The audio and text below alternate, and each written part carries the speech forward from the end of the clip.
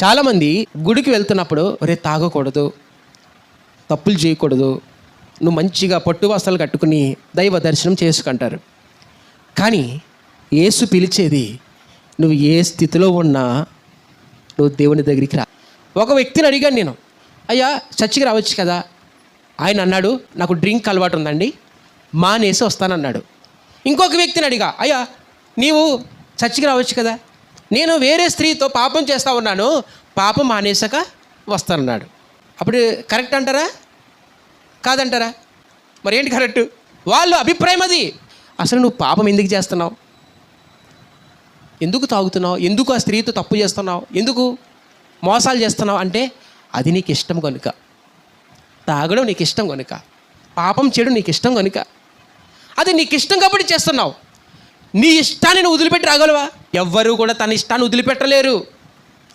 ఒకవేళ వచ్చినా మరలా యథాతథంగా వారి ఇష్టాన్ని కొనసాగిస్తారు. ఒకరికి మంది ఇష్టం, ఒకరికి ఏమేమి ఇష్టం.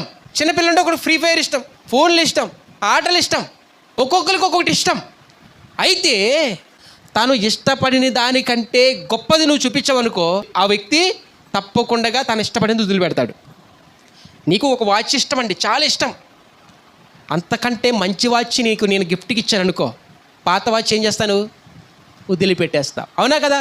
ఇప్పుడు నీకు ఒక బైక్ కొనుక్కున్నావు, అది చూసి మురిసిపోతావు, నాకు చాలా ఇష్టం, దానికంటే మంచి బైక్ నేను ఇచ్చాను అనుకో, అప్పుడు నువ్వేం చేస్తావు? ఆ బైక్ వదిలిపెట్టవా? తప్పకుండా వదిలిపెడతావు. ప్రియ సహోదరి సహోదరులారా, దేవుడు అంటున్నాడు, నీవు కోరుకున్నది, నువ్వు అనుభవిస్తున్నది, నీకు ఏదైతే ఆనందం ఇస్తుందో, నువ్వు నా దగ్గరికి వస్తే నీవు పొందుకునే ఆనందం కంటే రెట్టింపు ఆనందం నేను ఇస్తానంటున్నాడు దేవుడు. అందుకు పిలుస్తున్నాడు. నీవు ఆ తండ్రిని, ఆ దేవుని రుచి చూస్తే దేవుని నువ్వు వదిలిపెట్టలేవు. నువ్వు మందు మానేసిరా అంటే వాడు ఎప్పటికీ మానలేడు. నువ్వు పాపం మానేసిరా అంటే అతను ఎప్పటికీ రాలేడు. మరి ఈరోజు యేసు ప్రభు దగ్గరికి వచ్చిన వారు పాపం మానేస్తున్నారు.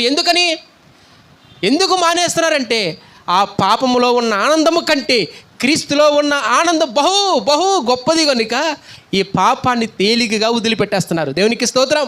ఈ ప్రపంచంలో ఎవరు ఇవ్వలేని ఆనందం, ప్రపంచంలో ఎవరి దగ్గర దొరకని సమాధానం యేసు క్రీస్తులో ఉంది. అందుకనే ఎంతోమంది సాక్ష్యాలు మనం చూస్తున్నాం. తిరుగుబోతులు మారు మనసు పొందారు, తాగుబోతులు మారు మనసు పొందారు, ఇష్టానుసారంగా తిరిగేవారు మారు మనసు పొంది క్రీస్తు బిడ్డలుగా మారిపోయారు. ఎందుకని? వారిని ఎవరు బలవంతం పెట్టారు? బలవంతం ఎవరు పెట్టలేదు వారిని. వారి పాపాన్ని వదిలిపెట్టయితే అసలైన ఆనందం వారు పొందుకున్నారు కనుక ఈరోజు యేసుక్రీస్తులో నిజమైన ఆనందం ఉందండి, అది అనుభవించండి.